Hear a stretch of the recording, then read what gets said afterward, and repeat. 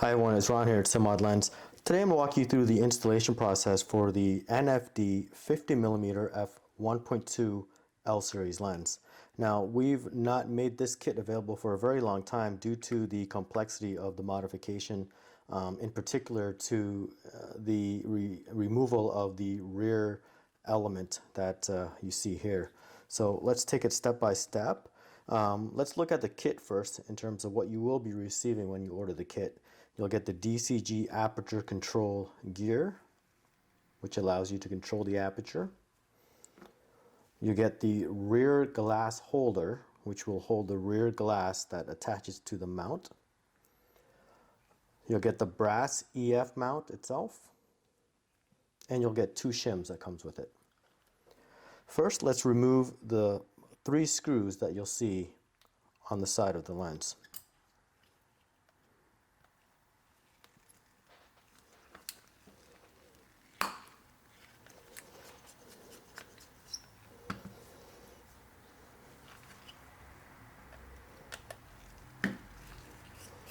It's important to always use a JIS screwdriver so that you do not strip the screws.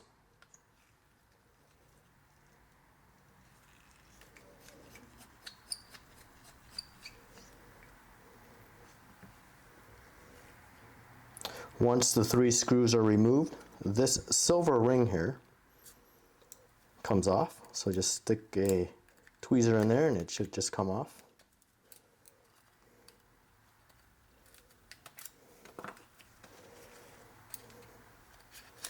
Like so. Once that comes off, we can just twist this. You'll hear a click. Press this button and it comes right off. Now the most complicated part here in this entire process is the removal of this rear element.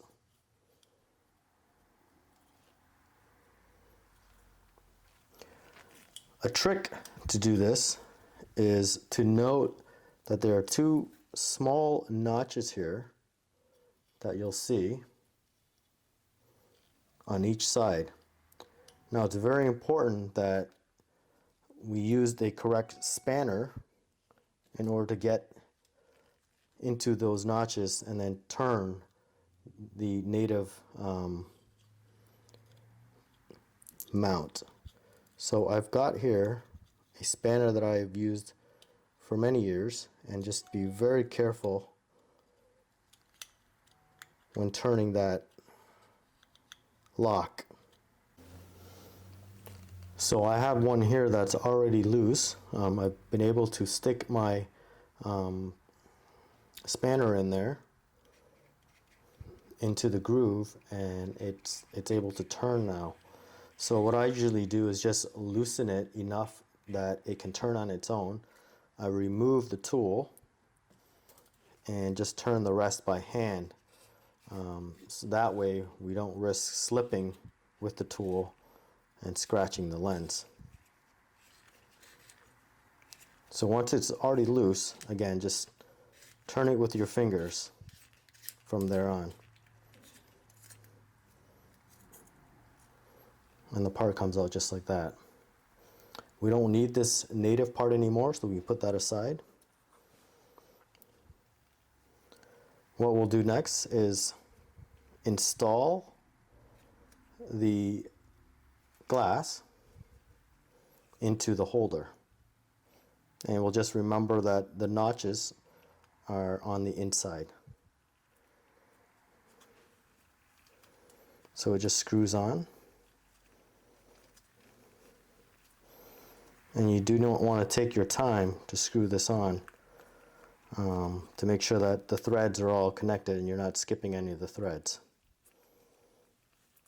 So we have that on. We'll clean it as well before we reinstall it. Let's go back to the lens. From here on, it's just a basic installation of a Canon Nfd conversion kit. We remove these 4 screws.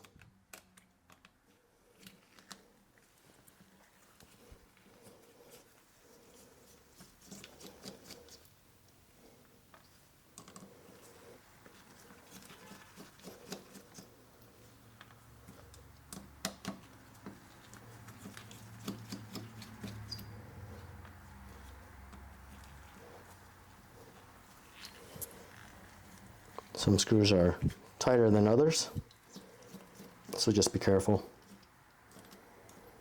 Once we remove those 4 screws, we'll need to put these screws aside because we do need to reuse them. That ring comes off, and from here we can just unlock the aperture ring, and the aperture ring comes off as well. Then this silver ring comes off. What I usually do is we'll clean up this area of all the gunk and residue that was in there before, but for the sake of time we won't do that now. You'll take the DCG unit and notice the notch here, and we want to align that notch or that rod into these 2 gold posts that you see here. These 2 gold posts. So it's a basic alignment. Turn it, and that's it. Oh, sorry, I missed it there. There we go. I'll take the lens cap off so we can see that we have aperture control. Once we've confirmed that there is aperture control, we're ready to install the mount. Now before we install the mount, we need to install the native glass, the rear glass, onto the mount. And basically it just screws on through the threads here that will connect to the threads on the mount.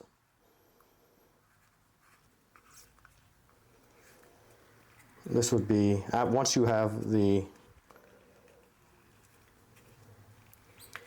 mount installed to the glass, that'll be a good time to go ahead and clean the element before installing it.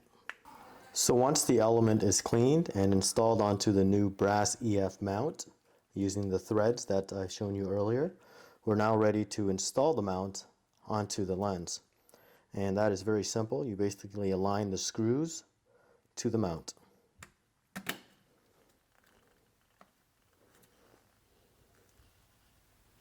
Once that is aligned, you will go ahead and reuse the screws that you removed earlier and basically reinstall the screws.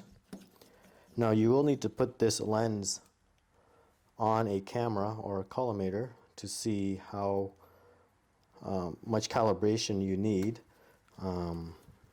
before you install the shims.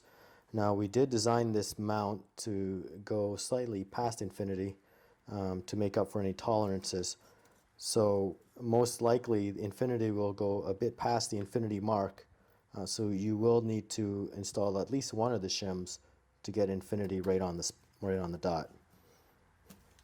Once that is done, you're all set to go. And that's it.